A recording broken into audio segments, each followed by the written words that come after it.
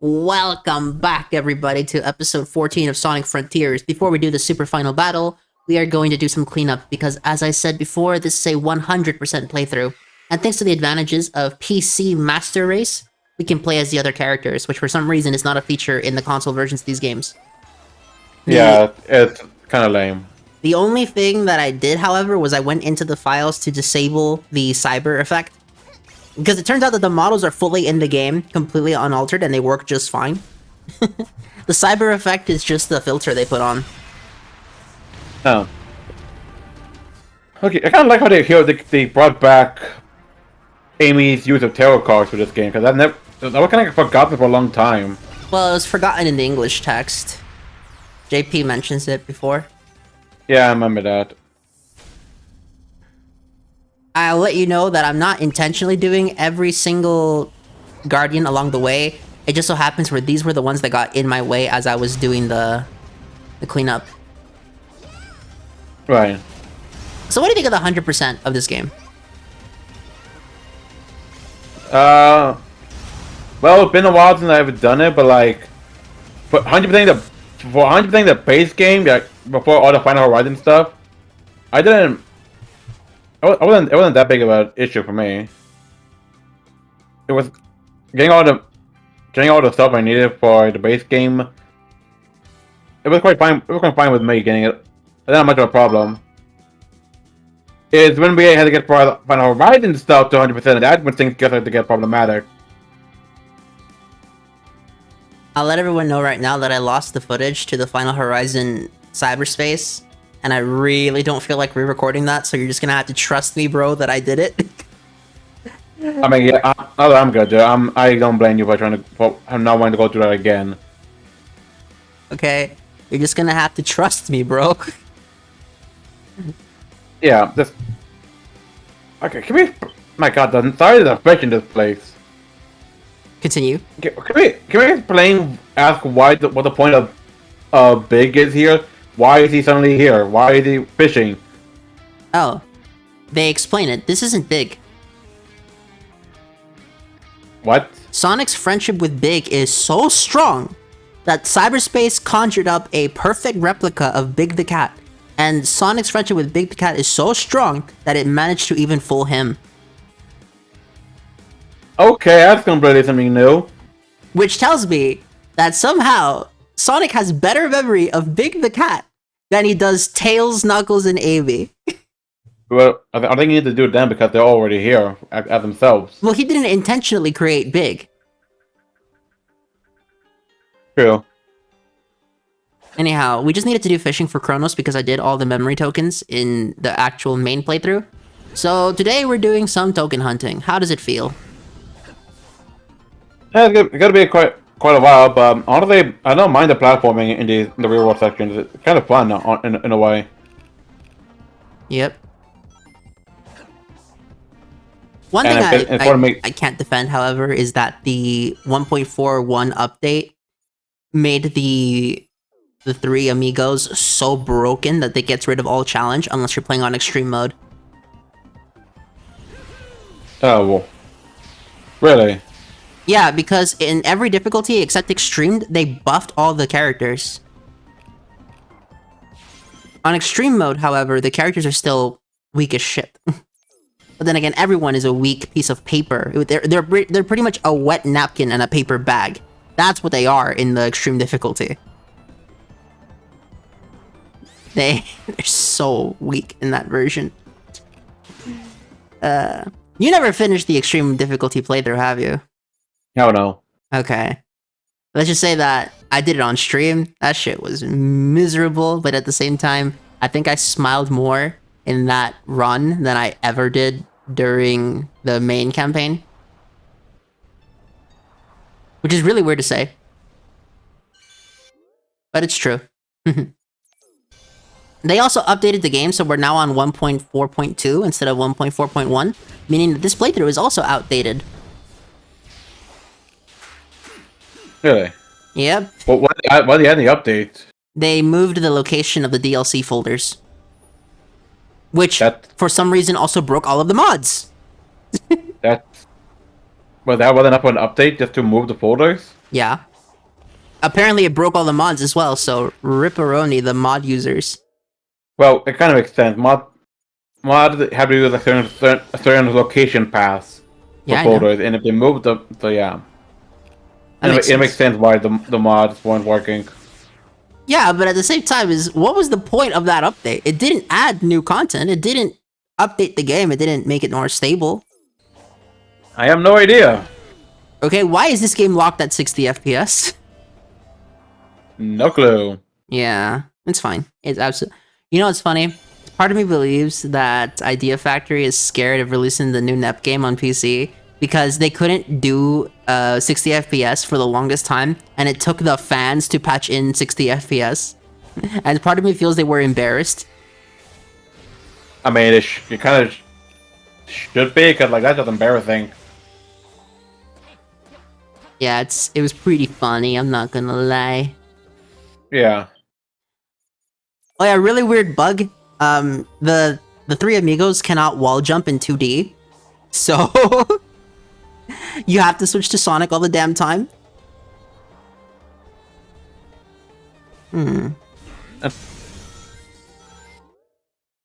Strange. Yeah, very. But then again, you remember in Super Final Battle, there's no 2D sections, so that makes sense. Ooh. I regret having exhausted our talking points in the main playthrough. Shit. No. David, your turn. Up. Figure something to talk about. I'm trying to, but you're letting me talk. Go.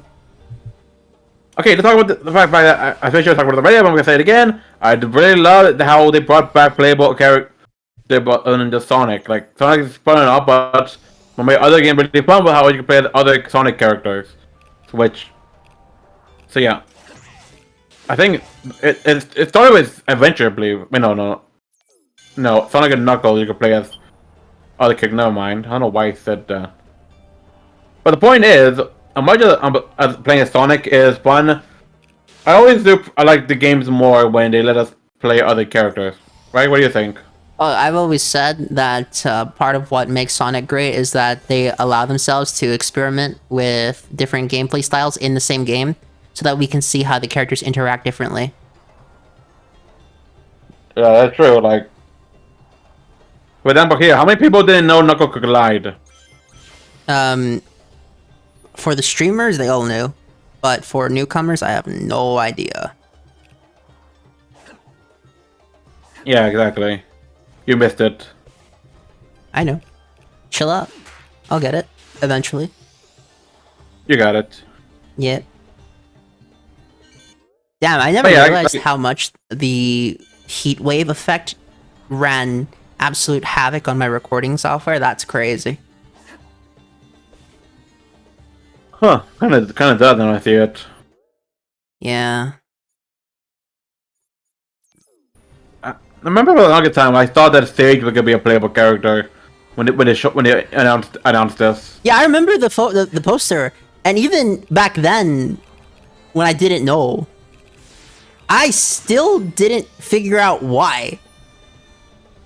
You thought Why that. what? Why you thought that? Because nowhere in the marketing were they ever even, even dropping They the most said hint. the poster said new playable characters. It showed the three, and then it showed Sage right next to them. What else would I supposed to think? Well, the thing is, they're showing the three main characters in their cyber forms, and they were in a playable Yes. environment in that footage. That was just the Sage PNG on the artwork promotion. That didn't disprove Sage. I didn't say it disproved it, but it also didn't confirm that we were getting Sage as playable. Why else was she right next to them? Well, because they were advertising the game as a whole, and Sage was the new character. Yeah, a new character who could have been playable. I guess. I still believe that we needed a boss fight against Sage. Because the marketing genuinely makes it seem like Sonic's gonna, go fight Sage or something. And we never see that happen. Instead, Yeah, another sure. moon appeared from the other side of the moon, and they must work together to defeat it. Oh, you finally got it. You're ahead of me again. Anyway, anyhow, it's fine. It's fine. It's not too much. Yeah. Yeah. I kind of, well, not, well, even though she will be playable technically. She's gonna be in cross worlds. With Giganto's skull as her car. Yeah, I The can't most get over how mental shit I ever saw. Like, dude, they did him so dirty, man. They did him and so dirty. suddenly the music changed. Yeah. I'm using the jukebox, finally. Because if you notice, I didn't use it for the entire playthrough. With the jukebox, you're able to access songs from previous Sonic games and play them during the main campaign, or after.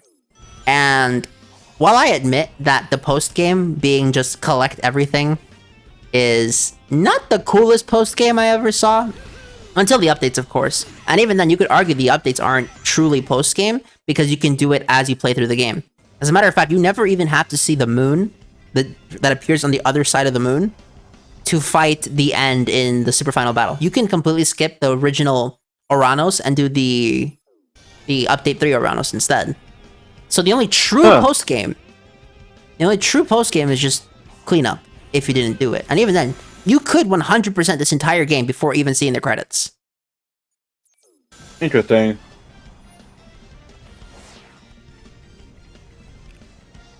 So which one of the characters of Knuckles, Amy, and Tail, which one would you say is your favorite to use? Amy. Care to explain? Amy has triple jump, can glide, has a stomp bounce. If you know what you're doing, you can combo the hell off with Amy's combat, which you can't really do with Tails and Knuckles. Ironic that it's not Knuckles, but you know, let's ignore that for a second.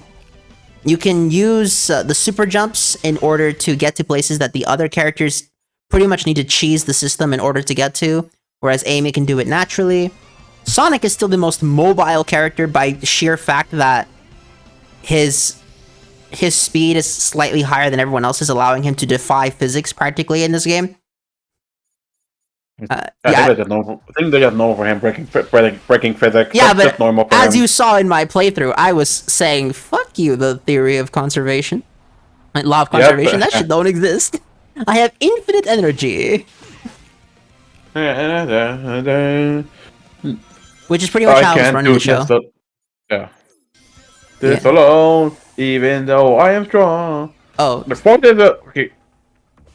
voices may have a problem, but I will still defend its soundtrack. You know what's funny is when I was editing the footage, I found myself playing Sonic Forces on the Steam Deck while waiting for the videos to render. And I said to myself, yeah, Forces isn't good, but it's also not shit. It's the most average game I've ever freaking played in my life.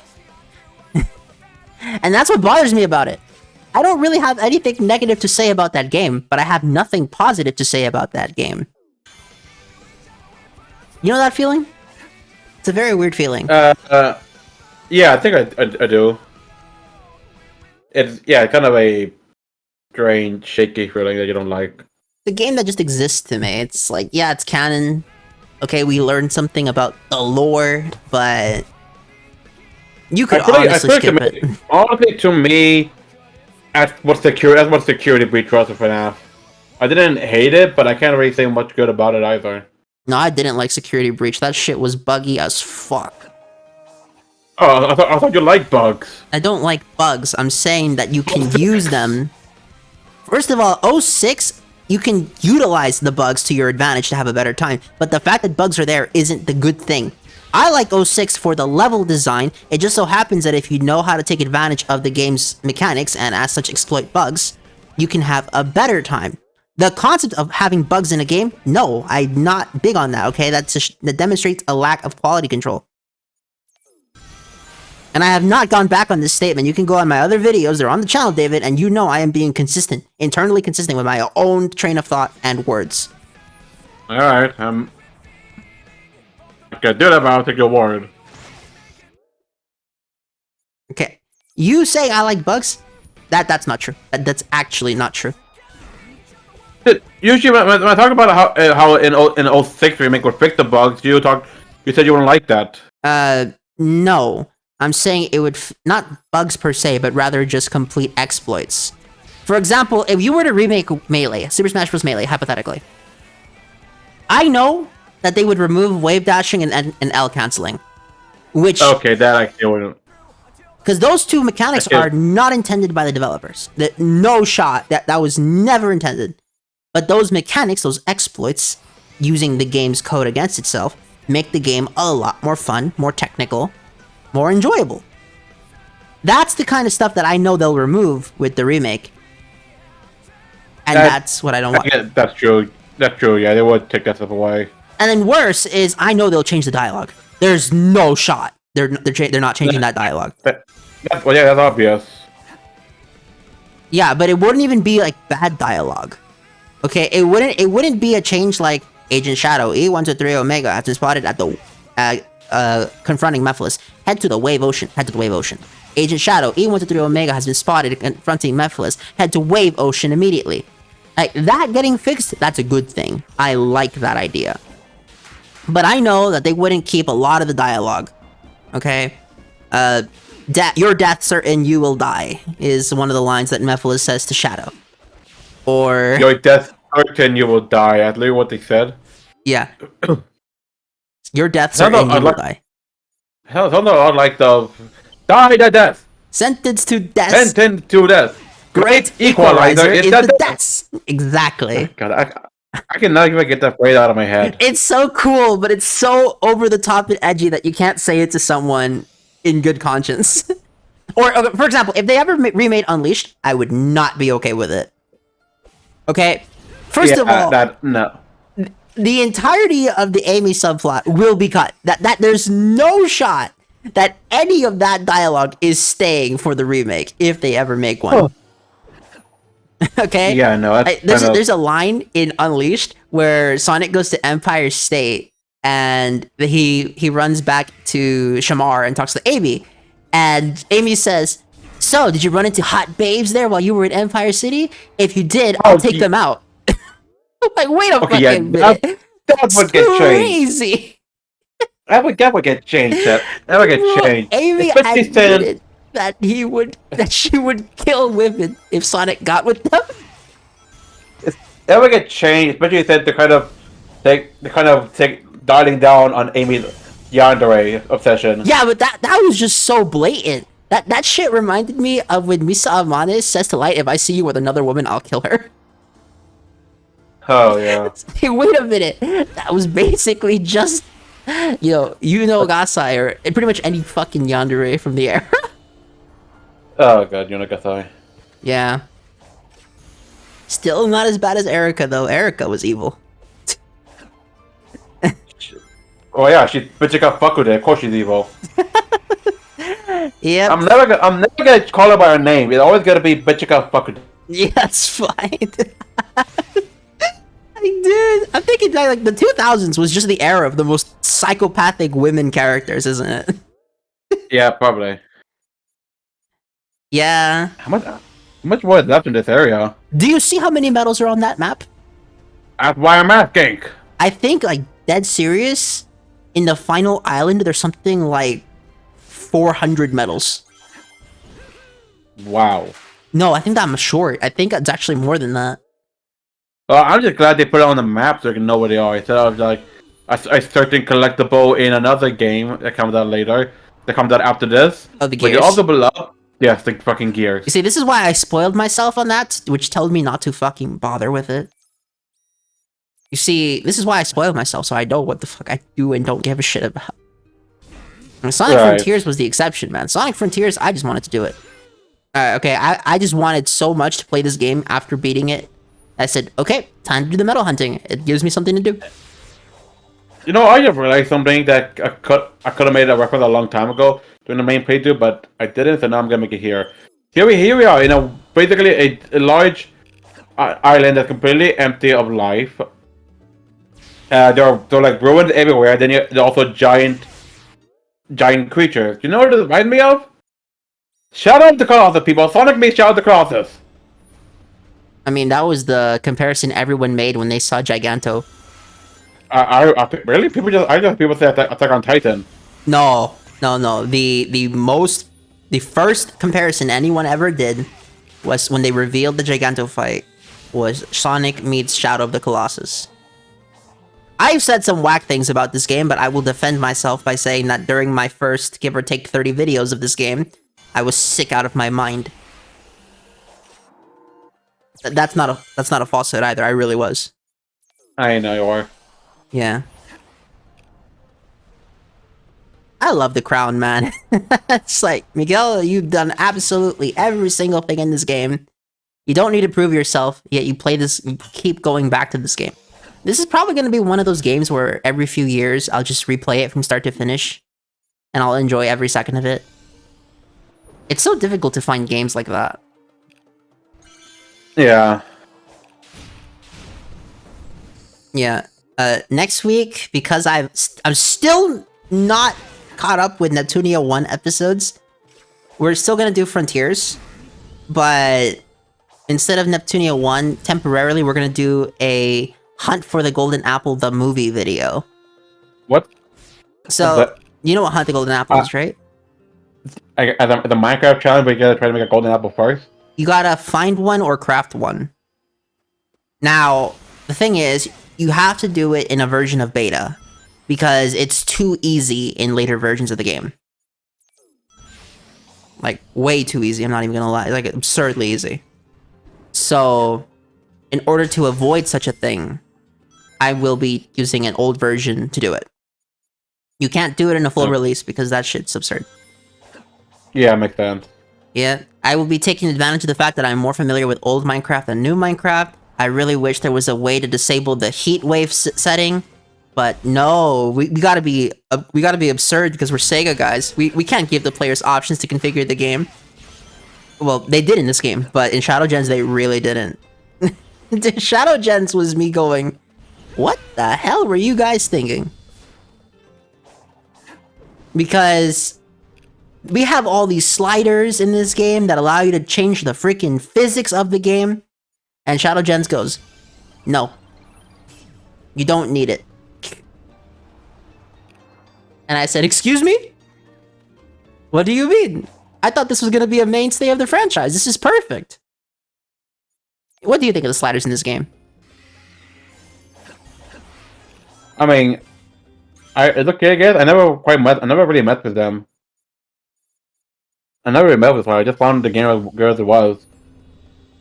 But I think the reason they did the sliders, however, is because they learned many, many years ago that Sonic fans will never agree on how Sonic should control. And it's tragic to hear that out loud, but it's kind of true.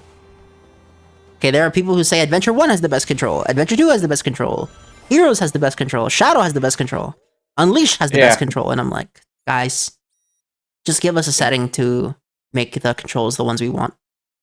And they did. And they made me very, very happy. You know? Yeah. So when I get to Shadow Gens and that ability to change the control scheme isn't there, I just start asking myself, did they take the piss? What the hell happened? Yeah. Nah. I have so many issues with Shadow Gens as a game. None of the issues are directed towards the story or gameplay. It's largely technical issues from a computer standpoint, not necessarily anything wrong with the game itself. Because Shadow Gens is a good game. I have nothing negative to say about it, except maybe the fact that there's no sliders, but a game not having something, to me, doesn't necessarily justify a criticism toward it. The game was clearly designed without the sliders in mind, so it gets a pass. I just really like the sliders, honestly. And people have actually discovered ways to program with the sliders, you can actually get like almost one-to-one the 06 physics. And I tested that out and I was like, yeah, this area is too big. The 06 physics are not designed with this large of levels in mind. It's like, yeah. Yeah. You know what's funny is that the opening area in Breath of the Wild is the size of the entirety of Hyrule in Ocarina of Time. That tutorial area is the same size. I'm thinking to myself, you know, back in the day, levels were way smaller, weren't they? Yep. They definitely were. Yeah. So it's not about the size of the levels. Yeah, but about what you do in them. There's a reason I still go back to play Adventure 1, despite the fact that those levels can be beaten in under 4 minutes. And some of those levels under a minute if you know what you're doing. It's just because the gameplay is so fire, man. You put Ocarina of Time or Majora's Mask in front of me, I'll play it. You put Tears of the Kingdom, I'm walking away. Like, I'm sorry, I'm walking away. I'm not playing that shit. The original Ocarina of Time Majora's Mask or 3DS? No, the original on N64. Okay. The 3DS port isn't bad, it's just that... I really miss that that the equipment was on the directional buttons, as opposed to on a C-stick that you had to buy a peripheral of. Huh. Didn't know that. Yeah, it kind of sucked. No, it did suck, actually, not kind of. But it's like, yeah, that kind of stuff usually does suck, especially now with a lot of things happening. It makes it even more difficult to get that kind of stuff. Like the fact that it's out of production. That too, yeah. But did you hear about how much Switch 2 accessories are gonna cost? What, Joy-Cons are what, $90? The wheel Oh, no. is like 100. Yeah, the Joy-Con are at 990, a pair are 90. The A Pro controller is station- only docking a Pro station- controller is only 75. That's pretty cheap. Yeah, but the fact that a Pro controller costs is cheaper than the Joy-Cons. I will say that's actually really good, because the Pro Controller for the PlayStation 5 is about 200, and the one for Series X, which is the one I got, is about 180.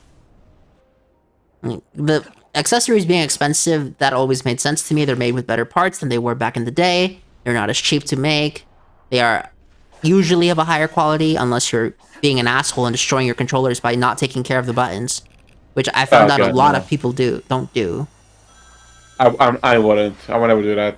Okay, some people don't even clean their controllers, bro. That shit's disgusting. After my Switch started drifting, I started doing that regularly, like at least See, once every 2 weeks. that's the thing about it. I don't think I've ever had stick drift. I've had the same Joy-Cons since I got the Switch. Huh.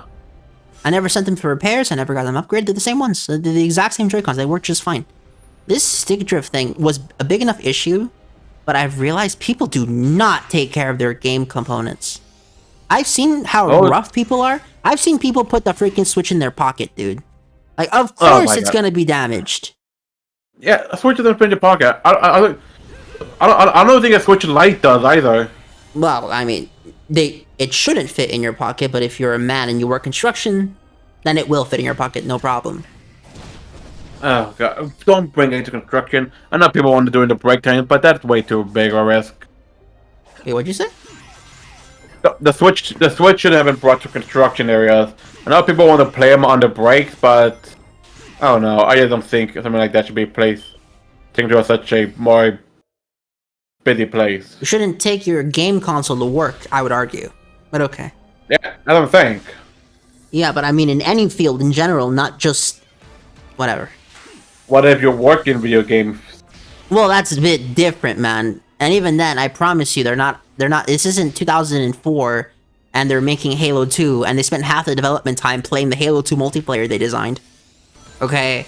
Because they had to pioneer online console video games. That's different. It's the modern day, they know how the servers work. I hope to God they know how the servers work, because sometimes I question it. And they spend more time building the games now than they did back then. Like Halo 2, for example, famous one. They've made that game in 10 months. Which is crazy to me. And another problem, and part of why development time is so long, David, you know Last of Us Part 3 is going to come out when we're 35?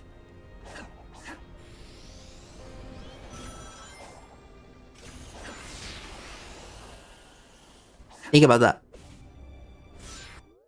You still here? Yeah. What is that? What do you think about that sentence? I'm trying to think. I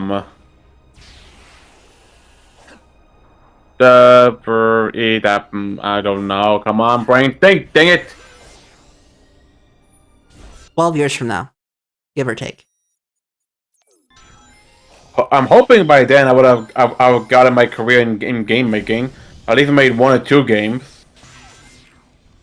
I would hope you made more than 2 games in that much time. I don't know. Games can take a long time for big games.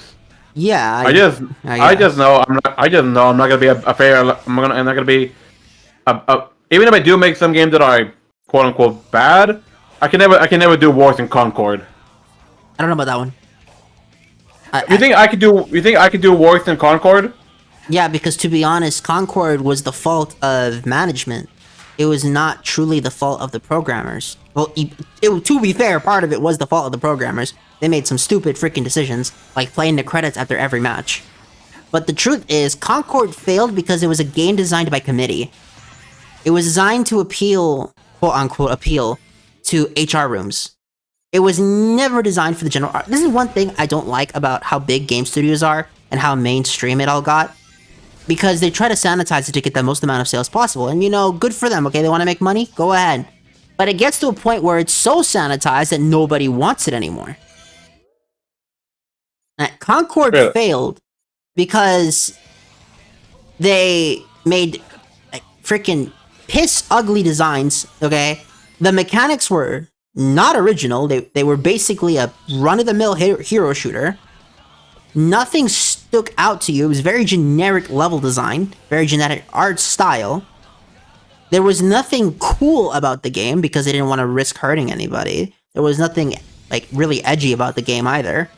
So it doesn't have the youth voice there. There's no like really cool looking dudes in that game, so you don't have like the really young market either. Because it turns out that young people like looking at cool dudes. That's why do you think superheroes are so popular? Because they're awesome? Yeah, because they look fucking cool. Yeah. Okay? We lose the slightly older audience when you don't put fucking eye candy in your game. There's no, like, cool-looking areas. There's no cool character design. There's nothing sexy there either. Like, you cannot tell me you find anybody there, like, mildly remote attractive. It's a fucking hero shooter. How do you design hero shooters? You make characters that... Like, tough be fair that the fucking whales want to fucking jerk off to so that they can make the monies, bro. They also... Have you seen Marvel Bible characters? Oh my god. Okay, lo and behold, sex sells. We've known about this our whole lives, despite what high school tried to teach us. Yeah. Furthermore, there's no cool guns. Like, you can't tell me there's a gun in Cardcore that's like, oh my god, that's iconic. I can, for the rest of my life, 20 years from now, if you showed me the Halo 1 pistol or assault rifle, I promise you, bro, I would recognize it on sight. You show me Master Chief's armor, on sight, I know it's him. You try to show me... I don't know any of the character names in Concord. You try to show me any of those people 20 years from now, I don't know who the fuck that is. I have no idea. I don't even know who any of them are either. Fucking... And I always saw one trailer for them in an app, I just skipped it every single time. Didn't interest me at all. And then worse, literally, the worst part about it is the arrogance of the team. Do you know what it was called in development? What? Concord's name in development was called Sony Star Wars. Oh my god. That was just reaching too high. They wanted to make the characters so iconic they're on the level of Star Wars. Good freaking luck. Maybe Disney Star Wars, but there's no shot you're doing George Lucas era Star Wars iconography. That is never happening at all. Okay? Even some of the Disney stuff, like, looks somewhat cool if you detach it from the story. Like, Kylo Ren's design is pretty badass, I'm not gonna lie. But... but man, the sequel trilogy had some issues, dude. It did, yeah. I think the only one I actually liked from them was The Force Awakens. The rest, I don't know. I don't remember Last Jedi, and Rise of Skywalker was just forgetful. It also didn't help that Kathleen Kennedy was the worst spokeswoman known to man. Also the fact that just kind of shoehorned Darth Sidious out of nowhere. That shit never made sense to me. He wasn't like what? That never made sense to me. Neither did I. Like. If they at least made a hint about it in the here's the thing though. They actually tried to get away with that. Finish? Go for it. Go ahead. They tried to get away with that. They said that the lunge attack that Rey does in Force Awakening is similar to the lunge attack that Sidious does in Revenge of the Sith. Okay, that was just reaching. That's reaching, but that was what they dead ass said during the promotion. Oh, like, here's what could have happened. Maybe when Rey was getting this, maybe it was when Rey was reaching the lightsaber, she saw all the stuff from the Force. She saw like at least a flash of Sidious. Maybe when she was getting her when she was remembering her parents from during the last, she hears Sidious laugh. Oh, is there anything that really hinted him that it wasn't just a generic lunge? The problem was But that no. they made the mistake of not giving the trilogy to one director. It had multiple directors? J.J. Abrams did the first one, then Rian Johnson did the second one. Then they brought back J.J. Abrams under the guidance of Kathleen Kennedy for the third one. Oh, boy. There was no cohesive vision. Say what you will about the prequels, okay? Those things had writing issues like a motherfucker. But it was a consistent vision. Okay? That is true, yeah. At least you could tell there was a coherent story in there. There was a plan.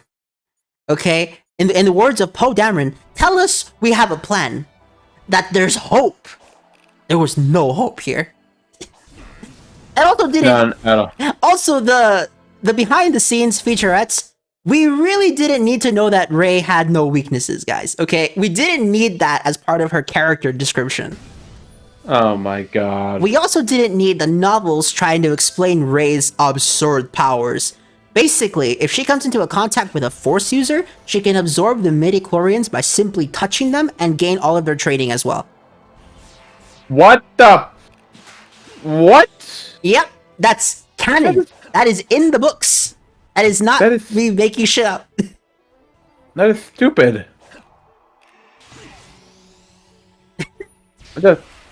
So,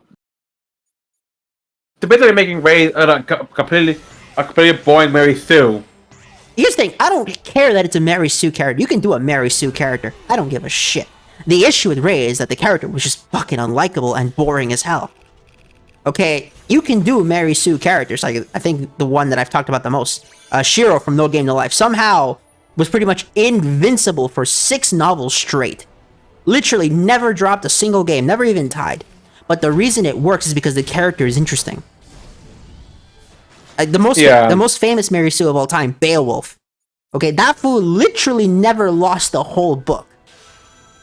Okay, he literally never lost, but it was still very entertaining. Why? Because the character was cool. Who's Beowulf? The prince of I forgot what the country. He's the guy who beat up Hrothgar at the bar, the meat hall. What are we talking about? Beowulf, one of the original English literature texts. Okay, I never read it. We read it in high school. No. I don't know what you people did, but my cousin never read Beowulf. Your senior high school never read Beowulf. The original English text. We went to the same high school, but no, we did not read Beowulf. I think what we read in the senior year. What was it? I think it was How to Kill a Mockingbird. Okay, that one's also good too. I'm not gonna lie. Yeah, but that one's pretty fire. We never read Beowulf. We read All Quiet on the Front. We read Scarlet Letter. We read the Crucible. That one's okay. We read Lord of the Flies. What? You got to read that? Shit. Wait, you didn't hold it. Okay, here's the thing. We didn't just read Lord of the Flies. We had a whole semester based around doing projects on Lord of the Flies. We literally... We made our own teams. What the fuck? That's so cool. Yeah, it was a semester-wide project. Lol, now I feel sorry for you.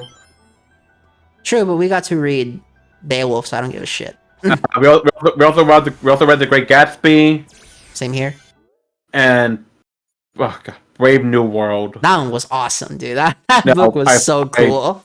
That book was just disgusting. You have no tolerance. It opened with child orgies. Well, that wasn't the first page, but it did start, somewhere there. Yeah, I guess. I'm not like a chapter. To be fair, though, David, considering the shit we have read and watched in our lives, trust me, I think we're fine. at the time, I was. No, You would have already known me by then. No. You read I it was in freshman year? Yes. The fuck? I don't think that's appropriate to give to a 14 or 13-year-old boy, but okay, sure. I mean, we never got noticed. We didn't have any papers. We didn't have to sign any papers. Dude, we literally had to get so much shit signed just to even read the book. It was crazy. Wow. Like, Yeah, we never had that. Like, we knew ahead of time what was in the book. Okay, I remember our good friend, I'm just gonna say the gay teacher to avoid saying his actual name. He pretty much said the book is full of sex, drugs, and and abuse. It's like, I guess you're right. But man, you did not sell it well. Okay, you sold it like shit. The actual story is pretty good. It's just like a really fucked up subject material. But at the same time, I read It in high school. You know, Stephen King's It. That book was crazy. It was also 1,200 pages. Yeah, I never read any Stephen King novels. That shit was a honker, okay? Although, I gotta ask, man, what was Stephen King, you know, how good was that cocaine, man? Because he spent, like, entire pages, and it's just the N-word everywhere. I get the book was written in the 80s, but dude, Stephen King, like, you good, bro? Oh, Roller Red of Mice and Men. Oh, that one was cool. George and Lenny was pretty cool. That one I liked. That one was nice. And then we also read, what's it called? The Grapes of Wrath. No, not Grapes of Wrath. Ah, that one was great. It was the one where, the Canterbury Tales. We read the Canterbury Tales.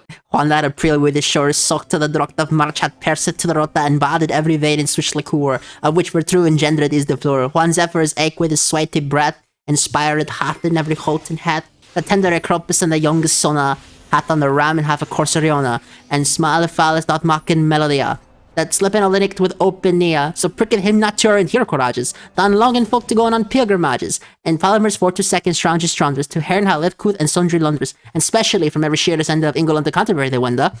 The whole libris from Martha for to sake it, that them at hoping one that they were sake it, they felt that in that season on a die, in Southwark at the tavern, as he lie, read the wenden on my pilgrimage, to Canterbury with full the courage, and Neek once comes into the hosteleria, while Nin and 20 in a company. Yep, I can recite the whole book. Oh, okay. Well, we never read it in. That wasn't that Spanish. What was that? That was English, dude. That was no. Oh hell no! That was English. I was speaking in. No way. Yep, that was English. Just really old English, like before Shakespeare English. Oh, that's another one we read. We read Tempest. Shakespeare. We read Hamlet. Oh, Hamlet was Romeo so and cool. Juliet. Well, we never read that. We read Romeo and Juliet. That one was good too. We watched 2 movies about it. 2? We watched, yes, 2 movies. One where it was about a guy who was trying to make it was about Shakespeare trying to make the Romeo and Juliet play. Oh, Shakespeare in Love. Yeah, and then we read one where it was just Romeo and Juliet in modern times. Oh, with Leonardo DiCaprio. Fun fact: Shakespeare in Love is not actually a historical event. That was literally a movie people made the fuck up. I had a feeling, yeah. That shit never happened. Like, the most famous one is that Shakespeare didn't even write Romeo and Juliet. He just copied Romulus and Juliet from a different guy. He just made a remake. So even back then, we couldn't escape the remake for the modern audience. Okay, it was everywhere. Okay, even back in the day, we couldn't skip it. Look at that shit. 700 coins, baby. Why not? Yep. Oh, I forgot Tails can do the jet thing where he can just fly around. And it doesn't go away. Ah. Nice. Yep. Well, that's the end of this episode, ladies and gentlemen. Have a nice day.